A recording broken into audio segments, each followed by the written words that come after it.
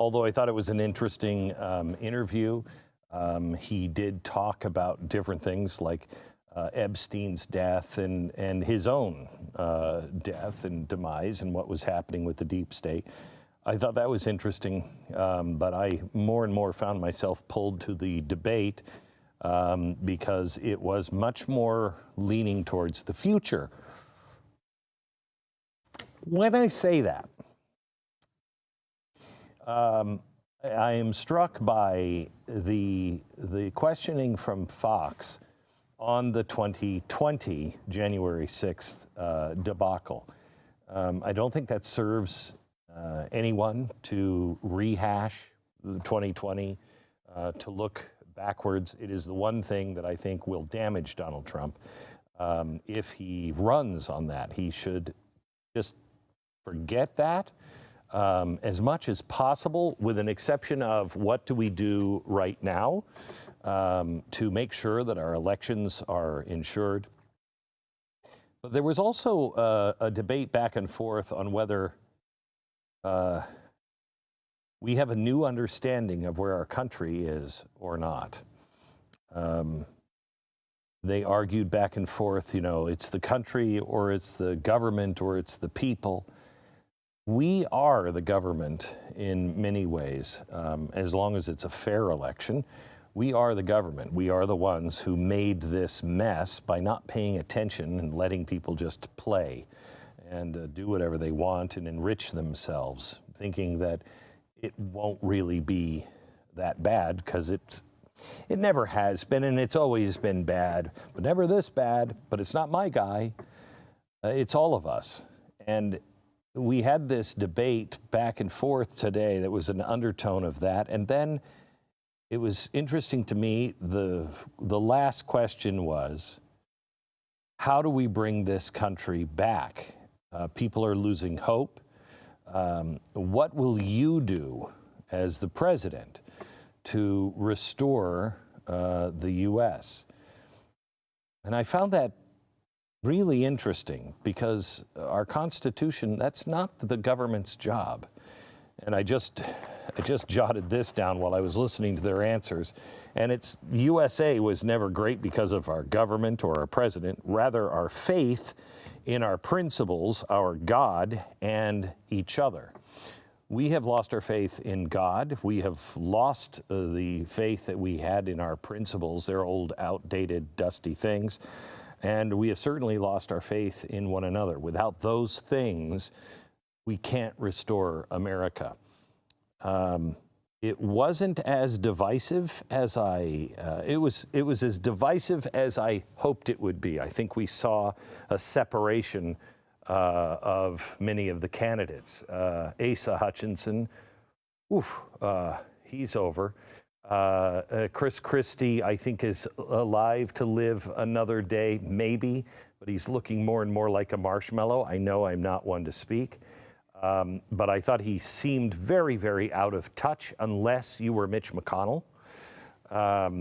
Nikki Haley is Nikki Haley. I don't think she did herself any harm or any failures.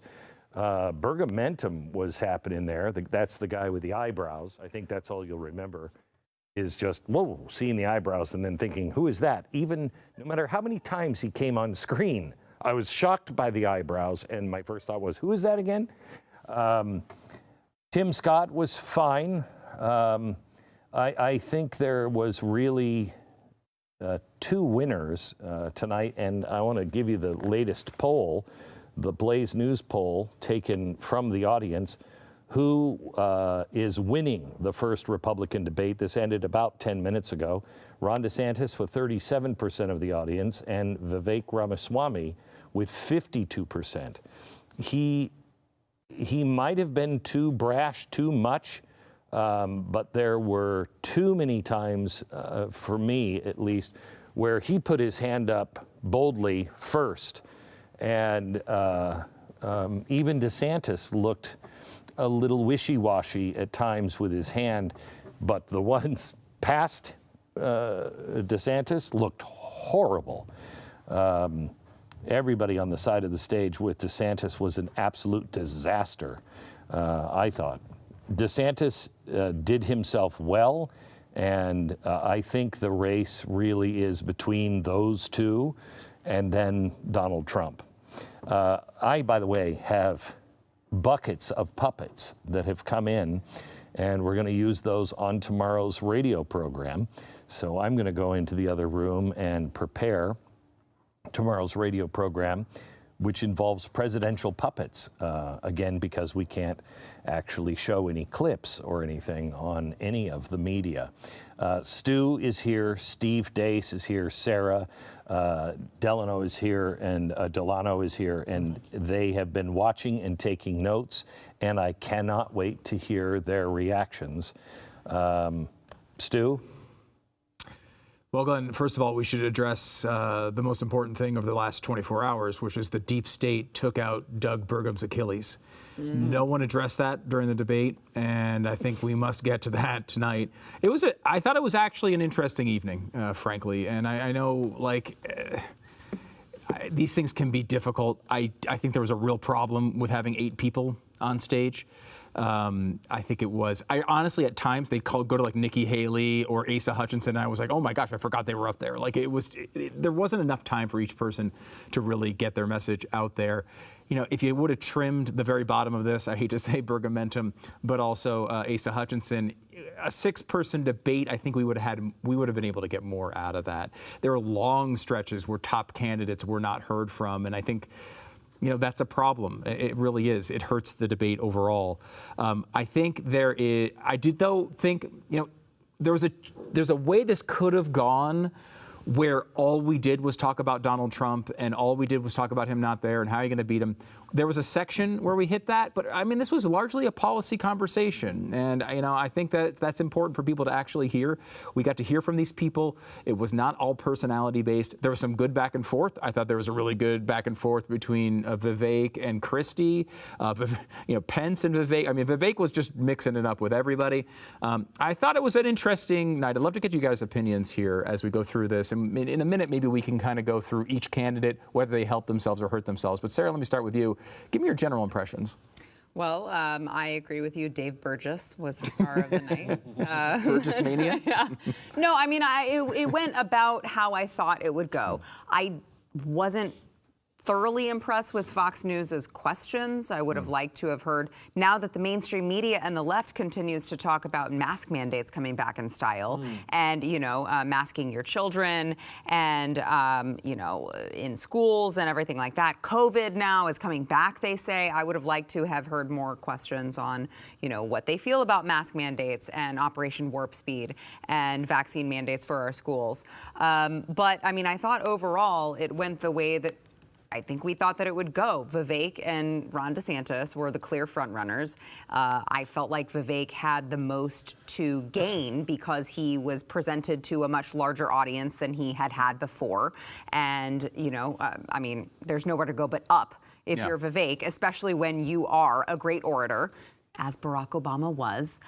Do I trust him? No, but I think there's no denying that he is a really great speaker. He knows how to get his point across. He's quick on his feet, which I think is really, really, really tremendous in this field of people. So I do think that he had the most to gain, and I think he did that. I also do think, though, that Ron DeSantis did come out with a fire and a passion that we haven't seen yet before.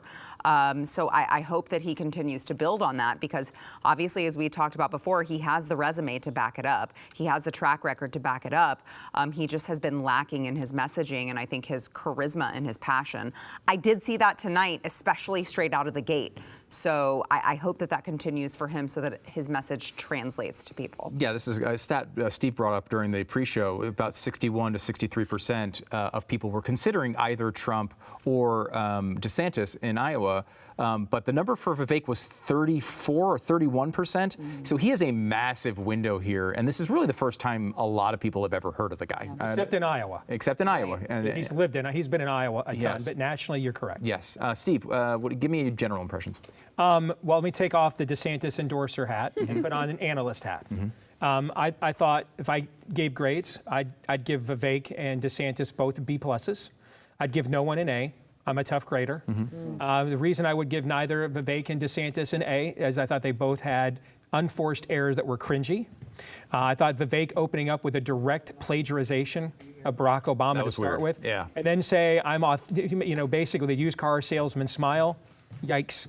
But he got stronger as the debate went on, and I was glad to see the early Vivek that I saw in Iowa, where he can really speak well to the zeitgeist and the generational angst that I feel as a Gen Xer, wondering, will boomers ever leave the stage? I mean, are we going to die in the desert with that generation of Israelites? Will they ever get done circling the mountain so we can move on? All right, and so I think he spoke to that very eloquently. And after he got done with trying to mix it up with everybody and essentially impersonate Trump and Obama, and started being Vivek Ramaswamy, the second half of the debate, I thought he was very strong, even inspirational at times. I thought I gave DeSantis a B+. He had a cringy moment for me on Ukraine. Was that the hand-raising thing? I could care less about the hand-raising thing. In fact, the best hand-raising answer was when Fred Thompson said, I'm not raising your hand for any of you schmucks. And that's what all of them should have said. Talk to me like an adult. I'm not raising my hand. But on the Ukraine thing, he came out, he was kind of confused, and then he got outflanked by Vivek, who gave the answer that Ron DeSantis should have given. But in defense, it's going to get tougher, guys, to give cut-and-dried answers on Ukraine. The window, I think, for peaceable solutions there is closing. It's becoming more obvious the Ukrainian army is getting routed. I think Putin now feels, why would I deal with you? I can just take the whole thing and actually claim victory over every Western elite.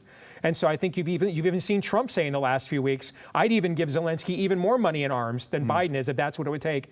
I think now we've maybe had to recalibrate what else, what other talking point other than we're not putting American troops on the ground in Ukraine, given the changing conditions there. Nevertheless, that's separate from the cringiness of DeSantis' answer. That's a separate issue. I thought the rest of DeSantis' answers were, from a policy standpoint, on point. He had the resume. I agree that he brought the passion. And to me, I wouldn't grade anybody else. I thought everybody else was irrelevant. And again, before I put on the DeSantis endorser hat later when you ask me about that, I thought the back-to-back answers that Ron DeSantis and Vivek gave on education, and they really tag-teamed it. I mean, Ron touched on the general angst, but then spoke specifically, hey, I might be the only man in America that's ever kicked CRT and the Rainbow Jihad out of the schools. I did that. And then right after that, almost like he tagged Vivek in. And Vivek came in and spoke to the larger zeitgeist of what led to the things that DeSantis specifically had to confront. What were the conditions that planted the seeds of the weeds that DeSantis had to pluck, and Vivek spoke to that. That back-to-back, 3 to 4 minutes between those two guys were the best 4 minutes that the Republican Party has ever communicated on the issue of education in my lifetime, in my view. That's high praise, high praise. Delano, give me general impressions here. We're going to go through the candidates, I think, maybe one by one, or at least in groups, to kind of give who helped themselves, who didn't. But give me a 50,000-foot view here. I think generally it's a good debate on policy.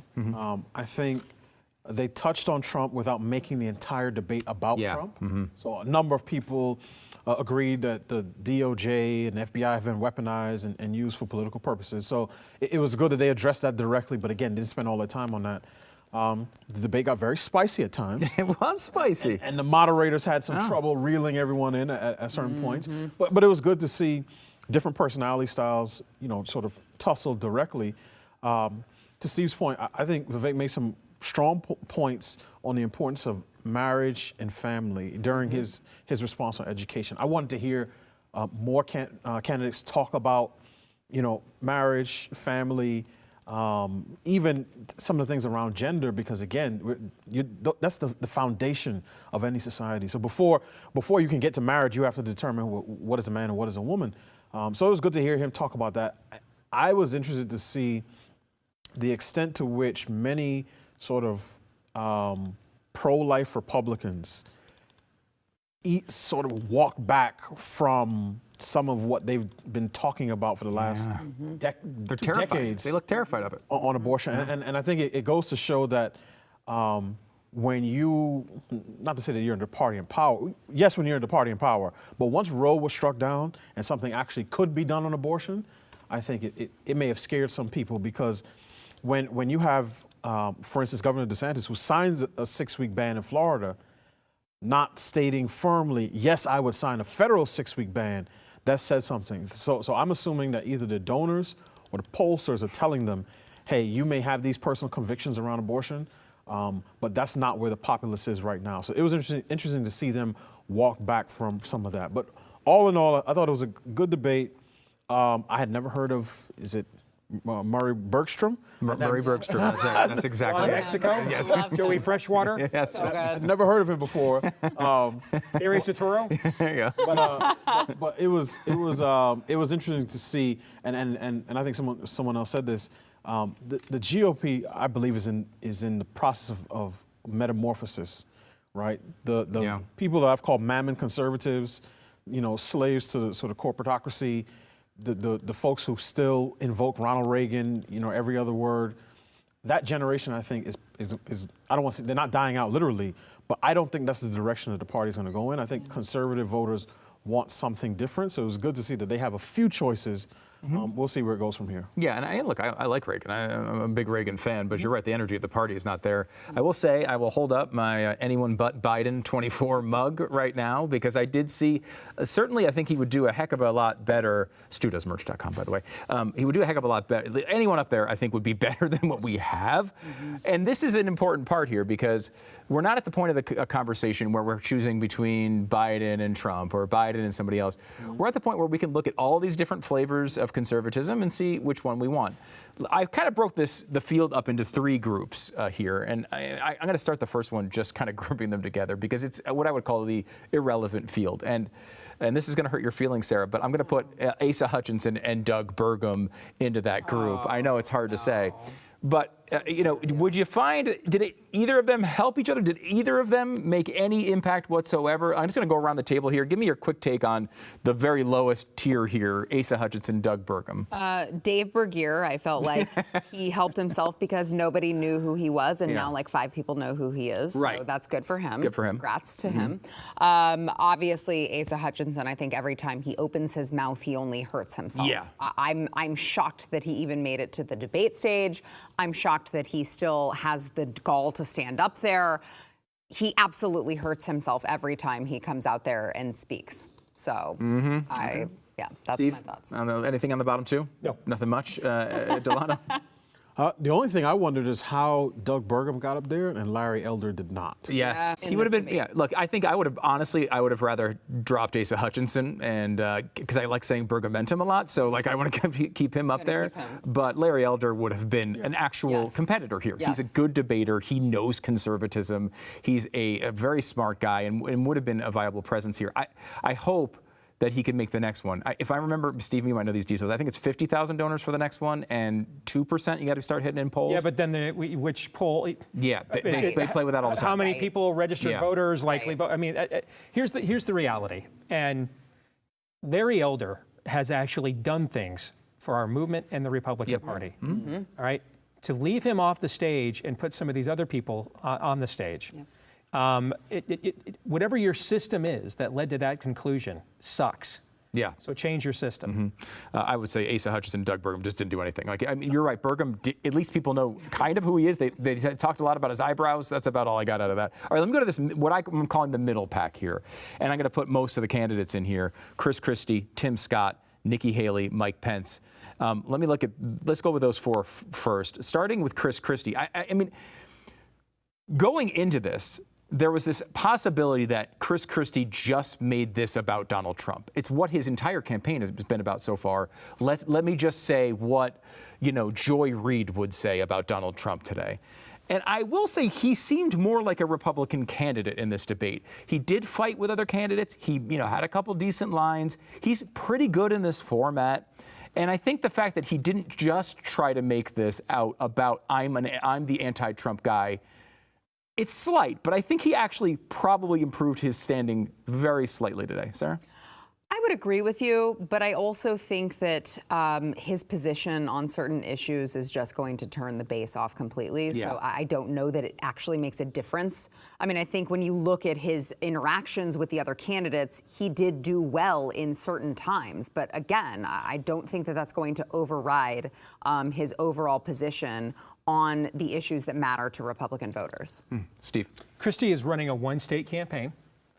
He is running a campaign to try to stop Donald Trump from winning the New Hampshire primary. And this goes back to what I told you guys during the pre-show. The data that I've been privy to is DeSantis lost that vote of people who were willing to put up with his right-wing policies if they thought they could save them from Trump as a standard bearer. And when they saw DeSantis was willing to carry water for Trump, he lost those people. And many of them are in New Hampshire, a state like that. That is a state where Trump is largely and widely not popular. And a governor like John Sununu, who we would all hate, all of us on this stage, has a 70% approval. Christie is running for that audience. And so tonight he did okay. I actually expected him to do better. And I thought he actually let Trump off the hook. And some of that, frankly, Vivek did a phenomenal job as a Trump surrogate, basically, and that's kind of what he is half the time, as he stepped in and kind of defended Trump maybe better than Trump could have himself without making it personal and calling him fatso and stuff like that. and I think that I miss. I think that I'm not saying not to do that, but I think that stymied what Christie probably had intended to going in, which was to essentially hang Trump in effigy, and he just didn't get a chance. I mean, Vivek basically blocked him from doing that. Quick sidebar on this, Steve. I'd like to get your opinion. If Christie, Iowa happens, maybe DeSantis wins Iowa. They go to New Hampshire. Do you think Christie's the type of guy who bails on New Hampshire to try to give Ron DeSantis? You think he would drop out? Here's what I think. I think Ron DeSantis will win both states or neither. Okay. I think that's what will happen. And I think that in both of those states, you have Republican governors who are very popular. Now, they're very different governors. Yeah. All right? Oh, yeah. Kim Reynolds comes off the bench to take out 6 rhino Republicans who won't give us school choice and heartbeat legislation in primaries. John Sununu would veto school choice legislation and heartbeat bills, okay? So they're very different governors from very different states. And for very different reasons, I think neither one of them wants Trump to be the nominee. Sununu just thinks Trump's brand, he finds it detestable. For Kim Reynolds, I just don't think she thinks he can win. And so I think in both of those states, for different reasons, the governors there are waiting for DeSantis to build enough of a critical mass that they can justify putting their considerable weight behind them. And I think were that to happen, I think he would either win both states or neither. Considerable weight. That's a fat joke, right? Okay. I just want to make sure. It was a Chris Christie fat joke is what we just got there. Listen, I've lost over 100 pounds. I'm still uncomfortable with fat jokes. I'm still trying to be at least I've still got an extra half a chin. I'm trying to be at least a little self-aware. Okay. But I can see my toes now, and I want America to know that. Delano, I'm Christie, real quick. What do you think? I mean, tonight was a reminder that more than anyone, I think Trump's emergence in 2016 really marginalized Chris Christie because he took that sort of tough guy, New York, New Jersey, East Coast, that archetype, and moved Christie completely out of the way. So much so that now people sort of look at Chris Christie, and when he criticizes Trump, it's like, oh, Chris Christie has gone soft. He was known as sort of the Atlantic City bully. Yeah. So I don't think he hurt himself tonight. It was good to see him go, back and forth with Vivek, which only goes to show the extent to which Vivek's national profile has risen, because now people actually speak to him. Yeah. Right. He could very well be in the Bertrand and sort of Hutchinson wing, but I think Christie, to Steve's point, offers an alternative because he can say, I was a governor of a blue state. I know how to work, with Democrats. I'm a type of person who upholds law and order. I'm a fighter, but I'm a fighter that's going to be different than Donald Trump. So to Steve's point, I think he may in the long run, offer an alternative to voters who say, we want a fighter, we just don't want the fighter that we've had over the last 4 years. I mean, Christie's got a tough path with very high unfavorables within the party. And I think he knows all that. He knows all that. He's just, I think you're right. I think remember the New Hampshire debate when he took out Rubio? Yeah. And I think he's essentially trying to mimic that now with where Trump is concerned. All right, we're going to come back to some of these candidates in a minute. I want to go over to Dave Landau. Dave, you watched this thing that we all did together. What did you think of the candidates tonight? Vivek, actually, at first, I thought he just sounded like a YouTube ad that I left on and didn't hit click. But eventually, when he got to the education part, I did actually really like him. I do have to agree with that. I really did. I did think it was interesting how Chris Christie said he sounded like Chat GPT when I was thinking that he probably sounds more like Chris's cardiologist. Yikes. Yikes. Yikes. I mean, it's true. Is that too much? I mean, he's a very fat man. Mike Pence, though, he's just a relic. I'm sorry. I just don't like him. He has the personality and the look of Colonel Hannibal Smith, like the action figure that somebody left in a driveway for 30 years. Like, if a fly landed on his head, it would have been more fun to watch him. Like, he hasn't aged a bit, and I don't know if that's a good or bad thing. Yeah. There's a weird thing with Pence, too, where he is the only person on stage who just awkwardly pauses for like 11 seconds before he starts talking. And in that 11 seconds, Vivek Ramaswamy could put like 6 paragraphs. Well, yeah, there's like the millennial pause, and then there's the old-timey, like, hold up the powder picture pause, and he just waits. Very awkward. They had awkward energy, I felt like, going back and forth there. All right, give me more of your opinions on these candidates here. Nikki Haley didn't say much. She said she wanted clean air and clean water, and she was wearing a towel. That's pretty much it. It really was, and it was a microfiber towel. Yes. It's like the one you clean your car with at the end when it comes out of the car wash. Right. That was about all she did. Asa Hutchinson. I didn't know if it was Jeff Dunham's old man puppet or a lizard person. It does look like Jeff Dunham's old man puppet. It's like Jaws has brighter eyes. Yeah, it was weird. He's a very pale guy. It looked like he came from work at the haunted house, like, where he was playing he just had like one of those like weird like evil butler at the end of the haunted house. Big chainsaw. Yeah. Right. It's strange. Where you find, he's like, he didn't take out the lenses. Yeah. And they're like, I guess you can do this. Right. Nobody's going to vote for you anyway. Anyone else to catch your eye, Dave? A few, yeah. Doug Burgum, of course, Glenn mentioned it. He's just got the Martin Scorsese eyebrows. He's just, he kept saying, though, that he grew up in a small town. And it's like, all right, that was 2 trends ago. Just stop.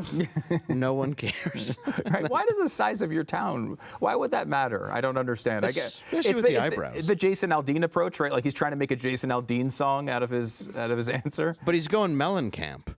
Yeah. Okay. Yeah. He's going like, Mellencamp. He's like, I grew up in a little pink house. In a small pink house in a small town. This cycles, my dad was a mailman. Yeah. I think it kind of is. It kind of is that. Yeah.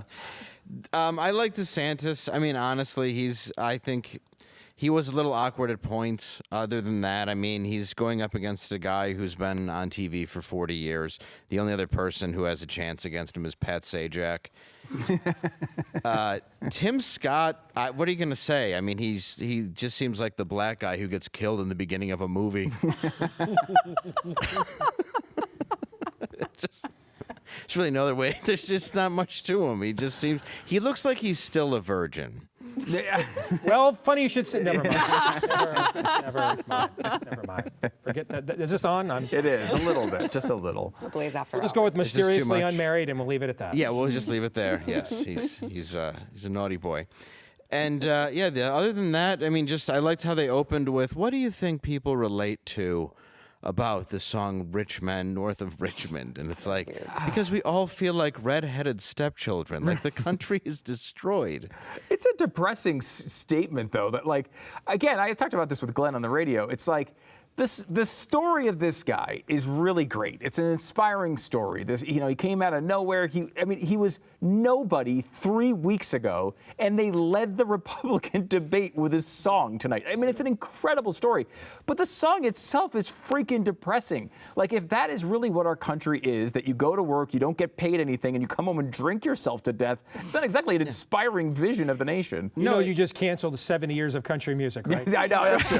That is pretty much every country. Well, it is. It's a pale guy playing a dobro in the woods wanting to die, and the entire country's like, no, I get it. Yeah, he's speaking for me. All these people who are like millionaire Republican donors are like, yes, he's found my voice in the woods with his dobro. It was a little strange, but it was a pretty. I mean, look, you go to an event like that, and I think if Trump is there, right? All we're doing right now is talking about Trump. And I think if people watched the Trump-Tucker debate, I don't know if you saw the conversation at all, Dave, but it does feel like, this is an opportunity for these candidates that they won't have if Trump decides to show up. If Trump is there, they will get dominated by Trump, at least when it comes to the direction of the story. And here they were at least able to get their opinions out. I think it was a valuable night. I agree. I think the candidates that actually have a chance, like I had never heard of a couple of them, and to actually hear how they feel about things, it was nice to actually hear them out. And with Trump there, it would have been more interrupting, more booing, the crowd going at them. It was nice to be able to hear the people that I think actually have a chance. So that was at least a benefit. And it did start, though. My favorite thing of the whole night, I think, was it started with a Biden ad. Did you guys see that? Oh, no. That said the best days are still ahead. And it's like, yeah, because he thinks it's 1983. Like, I couldn't believe that's how they started. The whole thing for Fox was with an ad for Biden. Wow. Yeah. I don't think I'd take the Biden ad money. I think I might reject that one, but No. maybe that can't happen with political ads. I don't know. I guess they should. All right. Dave Landau, the show is Normal World. If you haven't watched it yet, it's fantastic, man. It's really funny. Thank you. Dave does a great job talking about everything that's going on in the world and does it in a way that you're not going to get from really anybody else. And that's probably a good thing, Dave. I think you'd agree. Yes, I agree. And thank you very much. I appreciate it, Stu. Thanks so much, Dave. I appreciate it. Let's go on to a few more of the candidates. We kind of heard Dave go through everybody. Nikki Haley, I'll bring up next. I thought Haley hurt herself tonight. I like Nikki Haley generally. Like, I don't have any negative feelings toward her, but like I thought her opinion on the abortion answer was legitimately bad. I thought she really did a terrible job with that one. And she didn't separate herself really at all. I mean, you need to make a little bit of noise here. It seems like she's just lying in wait. Hey, if every other candidate collapses, maybe I could do something. What do you think about Haley? Yeah, I just don't think she is in the right party to continue to bring up, I'm an immigrant, I'm a woman, hey, I fit all of these different intersectionalities. That's the reason you should vote for me. I don't understand like why she thinks that this is the party that is going to care about those types of things. But as you mentioned, Stu, did she come out as pro-abortion in this? I mean, it sure felt like it in this debate and this back and forth. And I'm like, hold on, Nikki Haley is arguing the position of feminism in a Republican debate in 2023? Is that really where we're at? I mean, I think she absolutely hurt herself, as if her position on Ukraine and all of the other, platform policies that she have wasn't bad enough. Now she, I guess, is pro-abortion, we found out tonight. Yeah. It's very bizarre. It's weird. It was an odd answer on abortion and an odd embrace of the identity politics. Like some consultant is telling her, hey, you're the only woman, say it. People might not notice. We all know. Steve, what do you think? She went full vagina.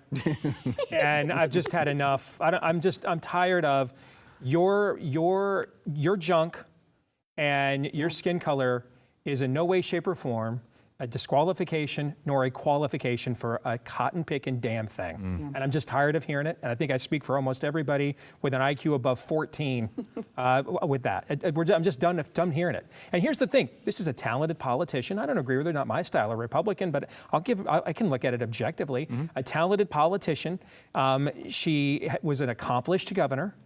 And she doesn't have to reduce herself to this kind of stuff. She has a record she could run on as well. She was governor of, an allegedly red state, South Carolina, okay, who gave us 2 mysteriously unmarried senators, but that's not important now. All right, and so she could run on that. She never talks about that at all. Instead, she talks about this pablum, and it literally, when she opens her mouth, K Street, GOP consultant speak comes out. Yeah. And I just don't think she's a serious candidate, and I don't think she helped herself tonight at all. Yeah. And she didn't run on her accomplishments, she ran on her genitalia. Yep. And I'm just disgusted by it, and I'm sick of it. Delano. Yeah. And I think that type of sort of girl boss energy has real implications. And I don't think the Republican Party should be the party of, sort of feminism light. I don't think it sells with voters. No. Not in the way that obviously, feminists want it to sell. So I was somewhat surprised by her response on abortion, but then I was like, I'm probably not surprised, because she said we don't need to demonize the issue. I actually think that saying that killing unborn babies in the womb is a bad thing. It's a tough stance. Right. You wouldn't think it's a tough stance, right. Delano, but it is. But I will say this, if I'm to be honest, and this is a bit of realpolitik, I think what you hear from Republicans, particularly on the abortion issue, is an acknowledgement from them that they don't necessarily have the votes. And that even many people who vote conservative have been so used to having abortion be legalized under the, sort of the Roe regime, that they're not sure if we put this issue to a popular vote or a referendum in the reddest state, could we get a complete 6-week ban in any particular state? I think they understand that right now that's probably not the case. So the notion that you say, well, okay, so let's lower the bar to 15 weeks and maybe we can get people to support that, I think is just them trying to have a pro-life win without taking a really strong moral stance. And that to me was one of the more disappointing parts of the night. Can I speak to that? Yeah, Since sure, it's please. come up twice now. So the problem, the pro-life movement at a national level was frankly unprepared for the overturning of Roe. Oddly, after 50 years. And it was like a dog that caught a car. They were not prepared. And so what's happened here is they've reverted back to making it a national issue politically, which I morally agree with. Here's the problem, and I'll use a World War II analogy. The national pro-life movement is the French army in the spring of 1940. All right, convinced the Maginot Line, which is held up in a previous era, convinced the Maginot Line will hold back the Blitzkrieg. So all the Blitzkrieg did was just went around the Maginot Line and hit them from the rear. All right, and so that's what the other side has done. They were ready. They have invaded our states, and we're not. In one cycle, they got abortion on demand, and complete gender mutilation in the Michigan Constitution. They went to a Trump +8 state last month. All right, and defeated an initiative that would have made it harder for them to amend the Constitution, which they're going to try to do this fall. And so the head of Michigan Right to Life, guys, called me like the final 2 months before that election, asking for help raising money because they were getting nothing from the national organizations. We're completely unprepared for this. And so we're in the Maginot Line of, is it 6 weeks national, 15 weeks national? Meanwhile, the politicians in Washington are like, listen, man, you guys can't defend a Trump +8 state like Ohio, and you want me to risk all my political capital for an issue that you can't even defend your own turf. The national pro-life movement needs to build back some credibility in order to, it needs to work outside in Washington, not inside out. That's how we overturned Roe, guys. We overturned Roe because a collection of states, Iowa, give Asa Hutchinson credit, Arkansas was one of them, a collection of states all passed these bills like heartbeat, like that were essentially when does life begin? That collective critical mass of states then went to the Supreme Court and got it overturned. They made the case together. We're going to have to follow that legislatively. We are not going to get Washington to move on this because of the carnage on the issue that you articulated until the national pro-life movement shows it can even defend red states on a parochial level. Until it can do that, it's not going to have any clout in D.C. at all. Can I say something really quick? Yeah, sure. But I think every candidate missed a golden opportunity because, again, being pro-life, obviously you talk about abortion restrictions and all of that stuff, but being pro-family is a part of being pro-life. And I think during that segment of the debate, I would have loved to have heard someone say what Vivek Ramaswamy said in the education part, which is, but before we get to the issue of abortion, let's get to the issue of families, because it's about 85% of the women who seek abortions are unmarried, right? So the rise in abortion is directly tied to the breakdown in the family. And whatever person came up with the term casual sex needs to be exhumed, beaten, and put back in the ground. Because the reason we talk about babies as a consequence of sex, as opposed to the natural fruit of reproduction, is because we've missed the ball as it relates to the family. So I think they missed an opportunity while they were talking about abortion restrictions, and whether it's 6 weeks, pain capable, 15 weeks, to make the case for the next generation that the greatest thing that you can do to avoid, being caught in the grips of Planned Parenthood is to marry someone. If you're a man, find a good wife, marry her, and have lots of babies. But they're so focused on abortion restrictions that they have no positive affirming message that comes to being pro-family. So. Yeah, and I think too, like the fundamental choice here is ending the life of a baby and allowing a baby to be born. Yeah. And I think that the correct response from all these guys, with noting the political realities here, is that the long-term solution here is to win people's hearts and minds over this. Yes. Eventually, just like slavery, you will have a situation where people will recognize, I think, eventually that this is abhorrent. to that point, I just hope it doesn't take 200 years. I hope so. I hope so too. I hope so too. Honestly, but I do think that like the position is you can't force a state like California right now to do this. The way to do that is a constitutional amendment. No one brought that up on stage. Right. I would have liked that to be brought up on stage. And like our long-term, over-the-horizon goal is to get to a place where people believe this is wrong. We have a constitutional amendment banning it in this country. Till then, we'll take every incremental step that we can to get there because we want babies to actually have a chance at life. And you know what I think, Steve, your kind of observation on the politics of this was taken from what you said, which was totally right. It was filtered through a consultant, and it came out of Nikki Haley's mouth. Yeah. And like that's not leadership. That's not what that is. The main issue the pro-life movement has, and I have not. There's not an issue. As I've traveled the country, I've spoken more about than pro-life. Take a drink, you made it this far. I was born to a 15-year-old mom. I held out as long as I could before mentioning it. Right? But why do I mention that? Because that gives me emotional credibility on this issue. I was that child that was almost offered up at Planned Parenthood. Yes. But the reality is, our enemy on the other side, they are not attacking us in Washington, D.C. They are attacking us in our states. And so we're arguing in D.C. with politicians that right now we have that are gutless. And on top of that, we don't have any clout to pressure them. Meanwhile, they're taking ground even in states like Ohio that in the Trump era went from swing states to red states, okay? And that we have to fight the enemy where they are, not where we want them to be.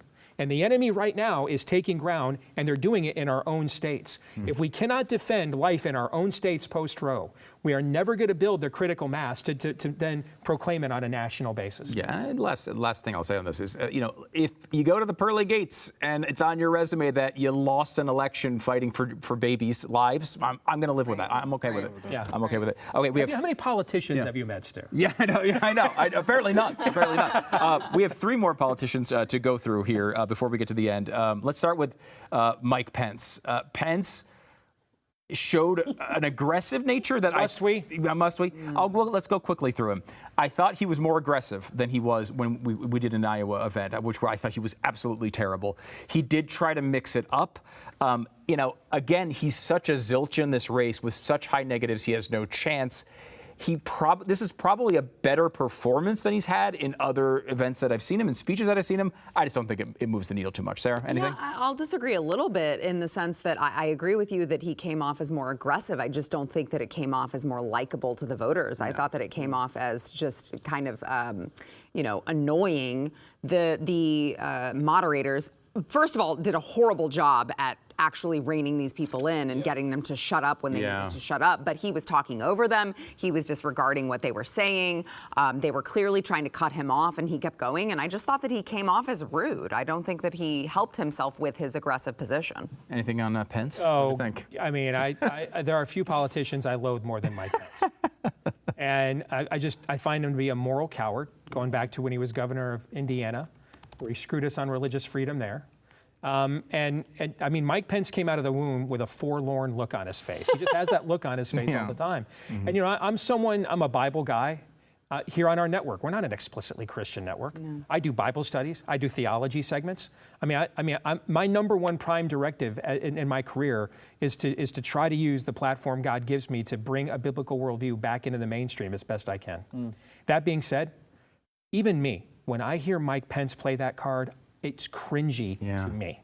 It is cringy to me. It's inauthentic. And I can't even imagine. It feels rehearsed, and I can't even imagine how it comes off to the average person that isn't where I'm at theologically, that doesn't have the interest in the scriptures that I do. I can't imagine how it comes off to those kinds of people when it comes off to me like, frankly, like, dude, don't, please, stop. Delano. Seeing Pence on the debate stage, and particularly when he talked about Ukraine, reminds me of a saying that I try to keep near and dear, which is that priorities are the observed allocation of scarce resources. Observed, not declared. Because everybody talks about the things that they prioritize, but righteous indignation and passion are scarce resources. So when you hear a candidate speak more passionately about sending money to Ukraine and defending their national sovereignty than they do about our own borders, that tells me something. So Pence is not my guy. To Steve's point, as a Christian, yes, I love to hear someone reference the scriptures, but in a strange way, the most effective, the person who's most effective at weaving in a sort of biblical view as it relates to politics is a Hindu. It's not Mike Pence. Yeah. Right? It's very interesting. Vivek seems a lot more at ease. I agree. Talking about God. Now I'm not sure to see. They got 33. Right. At least a few to choose from.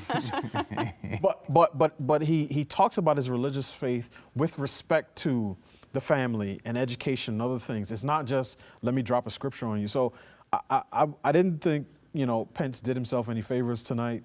I don't think he is where the party is. So we'll see what happens with this campaign. We're going to have extended coverage coming up in a little bit on youtube.com/StuDoesAmerica. Delano, you're talking about Vivek. He's our next candidate here as we're getting to the top of the list here when it comes to polling. You mentioned Vivek was comfortable talking about God. What did you think of his overall performance? I think he did well. I mean, he mixed it up with the candidates a few times. So obviously this was like a national coming out party for him in many respects. And he reminded me of something I said when we were doing this in Iowa, that he does have some of that Obama in him. Yeah. Right? The personal narrative and story, the young family, the dynamism. But I will say this, it is extremely difficult to thread the needle of being a good orator, a polished speaker, and also come off as being authentic. Because if you lean too slightly to one side, it's like this guy's a used car salesman, he's a grifter, he's a huckster, he's a con. And I think there were a few times where he sort of fell into that tonight. I think Steve mentioned this before. He did very much sound like a Trump surrogate at times. And one of the things that helps him is that he can say, look, I don't have political baggage like these other people, but it also hurts him because he can basically be Frogger on different political positions. So, you go back a few months and he's saying one thing, and then you roll forward to today and he's saying something else. So whether voters see him as authentic and believable, I think is one thing. But when he speaks with a sense of clarity. And I think by far he is the most aspirational candidate. And that came out again on the debate stage. But again, I'm sure a lot of people were left thinking, he seems kind of smug, arrogant, and inauthentic. I thought that was, especially at the beginning, he came off that way a little bit. I agree. The energy felt forced at the beginning a little bit. What did you think of Vivek? I thought that it started off exactly like you guys just said. And I think the fullness of whom Vivek, and to give him the benefit of the doubt, what is he, 38? Yeah. All right, and he's figuring out who he is still publicly, right? I mean, I've seen him with his wife and his kids. He's very assured as a man, as a husband and a father, but he's still figuring out what his public persona is going to be. I remember when I first started in this business, I didn't know what to do. I got my own show. No one had ever trained me. I had no schooling. I just had natural ability. And so I just started doing my own version of Jim Rome and Rush Limbaugh because they're the two shows I listened to the most. And my program director came into my office one day and said, I'm barring you from listening to any shows for the next 30 days so you can develop your own voice. And I think that the first half was Vivek the Trump surrogate. I mean, Vivek was making sure Donald Trump was on the stage despite not being there, okay? In the second half, we saw the Vivek that went to the south side of Chicago.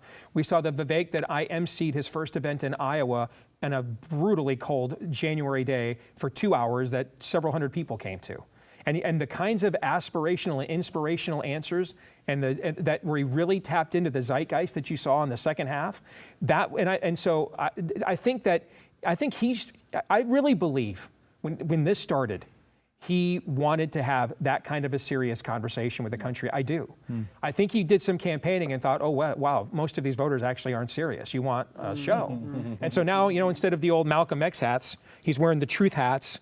And he's going around the country, he's following Trump wherever he goes. I mean, I bet my audience before the debate that I will be voted sexiest man alive before Vivek Ramaswamy criticizes Donald Trump one time in that debate. I win, by the way, and so does America. They don't have to see that, okay? So, but that is, who is Vivek? And I don't mean that on a personal level, okay? I've seen him interact with his family and other people. I don't mean that like on a human level.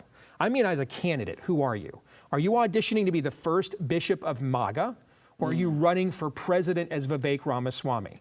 Are you building a future brand with a base that Trump win or lose? someone will inherit those people because he's 80 and this is his last lap around the track. And so you're angling yourself for what position in that kingdom you will get. So are we doing Game of Thrones? Are we running for president? I think in the second half of the debate, the dude ran for president and he shined. In the first half of the debate, he was making sure Donald Trump was represented on the stage. I mean, at one point he said Donald Trump was the greatest president of my lifetime. Vivek, he's running now. Right. Why are you running? If the greatest president of your lifetime is running, then why are you running? Yeah, he's not term limited. He has one more he can do. So what's the point of being in the race? That was a very strange. I thought that was. Look, I can understand you want to have some defense of Donald Trump because obviously he has been treated unfairly at times by the media and DOJ and everything else. Everyone in the audience agrees with that. But to say he's the greatest president of all time, they just put him back in office. What's the what are we doing here? Sarah, your thoughts on Vivek? Yeah, I mean, I would agree with the points that you guys have already made. Specifically, he obviously is a great orator. He obviously is quick on his feet. And so when you are those two things, there's nowhere to go but up in a stage like this, right? Like you're on a debate stage, you're interjecting quickly, you're getting to the point before everyone else. That obviously is going to benefit you. But I also think that Vivek benefits from largely an American public who doesn't pay attention or know about past tweets that we as people who do this for a living know about, right? Like, so we see all of these previous tweets, all of these previous statements that have come up where we see he has held previous positions that are completely contradictory to the position that he claims to hold today, right? So I'm viewing it from a lens of, I saw what you said just a couple years ago about Donald Trump and about January 6th and about all of these other things. And that doesn't really jive with what I'm hearing from you tonight. Including praise of Pence. Correct. Exactly. But the average, the average American who doesn't live in this world, who doesn't know that, I think is going to say, he talks great. He knows what he's talking about. He's passionate about the country. He says all the right things. And I think that he is going to benefit from that. Do I think it's genuine? No. But I think that he is going to see a jump just from that. I mean, you heard him himself say, thanks for letting me introduce myself tonight. He knew exactly what he was doing. He knew exactly what the goal was here. And I think that he achieved it. Do I think it's genuine? No. But I do think that he did what he needed to do tonight. Yeah, I mean, there's even a story about how he had paid someone to edit his Wikipedia page to take out a relationship he had with some mRNA developer. And it's like, look, he's a biotech engineer. I'm not surprised he had that relationship, but still, or entrepreneur, I should say, biotech entrepreneur, not engineer. But like, it does feel like he's not necessarily authentic. And I think people do pick that up. We've got about 4 minutes left. I want to get, Sarah, can you go with Ron DeSantis? Obviously, he's number 2 in the polls. How did he do tonight? Did he do what he needed to do? Because this is probably the biggest night of his political career. I mean, he was solid. I would have liked to have seen him do a little bit better. As Steve pointed out, I agree with Steve's assessment of, what did you say, a B+, that he wasn't where I wanted him to be, but I do think that the passion came out. I do think that straight out of the gate, he had the passion, he had the charisma. I mean, you could tell that he actually cares, because I think Ron DeSantis, I mean, look at his track record, that speaks for itself. But the way that he delivers his messaging, I think, falls flat oftentimes. I didn't see that tonight. I thought that he was where he needed to be with his passion and his messaging tonight. I think that it will remain to be seen in future debates after Vivek has come out into the American public, has shown the American public who he is. Hey, here's who I am. And the American public, the conservatives actually, have seen who he is. I think that needs to level out first before we see really how Americans are going to react to his messaging. Because I think right now it's a little bit overshadowed by all of them learning who Vivek is. Delana, let me go to you on DeSantis. I want to end with Steve here. I think, again, DeSantis was solid. He took a few bold positions. He quickly said he would send troops into Mexico to eliminate the cartels. So that was different. But I will say this. I think a lot of the issues around DeSantis are a reflection of us, the people. Because ultimately, the government that we get and have is a reflection of us. Because this is a guy who can say, I'm not a boomer, right? He's only 6 years older than Vivek. Yeah. So they're in the same age cohort. He served in the military. He doesn't really talk about that a ton, but that used to be a huge thing, particularly on the right. he's a governor with a strong track record in areas that a lot of Republicans are weak. But because he does not have the sort of personal charisma, I think he falls down with a lot of voters. And as I said, so much of our political culture, if it was a high school, everybody is in theater class and not enough people in civics class. And I think his candidacy, his campaign to this point has been affected by that reality. Yeah, I mean, look, I'm a policy guy. I like policy talk.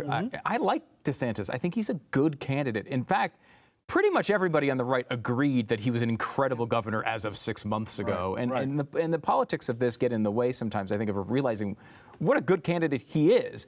Now, look, he's going up against the most famous person in the world. This is a difficult task. And I think sometimes DeSantis gets beat up that he's not doing a great job, when in partial reality here is just that Donald Trump is going to be really hard to beat. It's going to be difficult to pull this off. He has a chance to do it. I think it was the biggest night. He really needed to show something, and I thought he did a good job. He's shown, I think, each time I've seen him in a big spot, he's been able to step up and do a good job. I don't know that he had the A+ moment, but I thought he did a really good job. I want to bring in Steve here last. You've endorsed Ron DeSantis, as you talked about on your show. You can put on whatever hat you want. How did you think he did? Did he do what he needed to do tonight? I thought he did. Putting on my endorser hat. In fact, if you go back to our pre-show, he did exactly what I was hoping he was going to do and not follow whatever was leaked to the New York Times, which is to stay away from getting dragged down and bogged down into direct confrontations with candidates that you are beyond. And then especially with Vivek, because you can get outflanked because he doesn't have a record, can take any position he wants. And you've got 30 seconds to quote everything he said on Twitter and in his book to contradict that. You can't win. It's not a winnable fight, all right? And so run away. It's not winnable. Pick the fight you can win.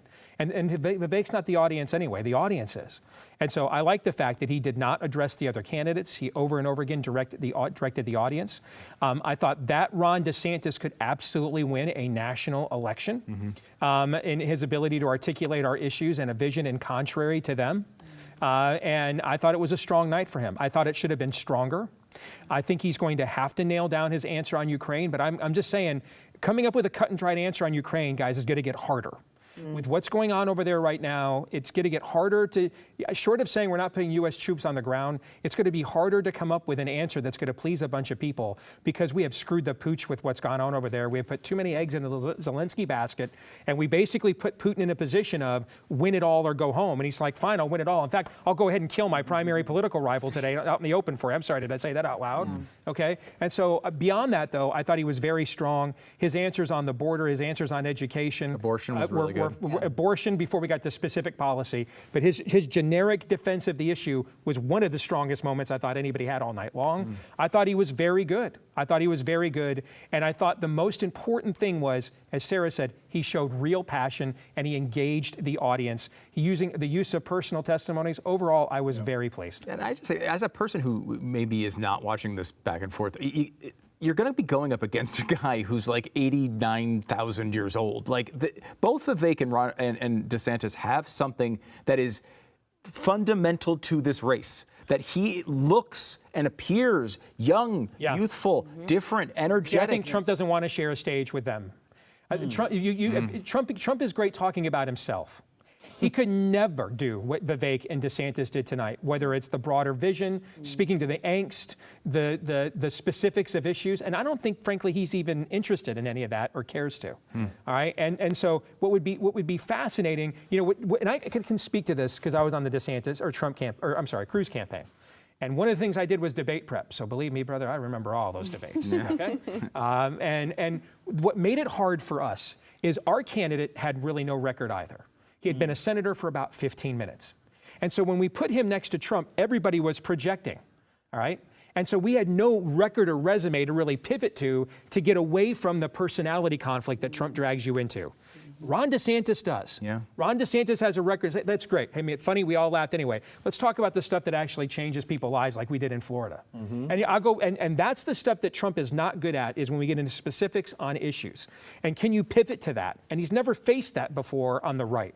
Against Cruz, his primary challenger in 2016, he faced somebody that also had no executive record in office. And so he dragged us consistently into the personality contest. We had nothing we could ultimately pivot to get out of that mess. All right. This is a great night, I thought. Really interesting stuff. I want to thank Glenn Beck and Dave Landau, of course, Delano, Steve, Sarah. I thought it was a great conversation, and thanks so much for hanging around and doing this. Thank you. We're going to be doing a little bit of extended coverage on youtube.com/StuDoesAmerica. What do you mean by we? I don't mean to drag you into this, although I do have extra tequila, so so Sarah will probably. So I got to around. pee really I'll bad. see you there. Okay, you could pee all you need to. It's okay. It's pee time, America. Thank you so much for joining us here. Our special live coverage of the first GOP debate of the 2024 primary season. We hope you had a fun time. It's a little different coverage. I don't know. Fox won't let us even talk about this, but look, I thought it was interesting, and we really appreciate you hanging out with us. Become a Blaze TV subscriber. BlazeTV.com. If you use the code DEBATE, they're going to cut $25 off the price. That's a really good deal. You're going to get tons and tons of content, tons and tons of shows with all these great people. And also, we're going to be covering all this stuff throughout the debate season and into the election season. It's going to be a long 15 months ahead. Please join us. We need you here with us. Use the code DEBATE, 25% off your subscription. The code is only going to be active for a few more hours, so take the opportunity right now. BlazeDebate.com. Go there, use the code DEBATE, and join us in just a few minutes over at youtube.com/StuDoesAmerica. Extended coverage going into the early hours of the morning. We appreciate you hanging out, and we'll see you later. Thanks so much. Join us on all of our programs, and we'll see you tomorrow.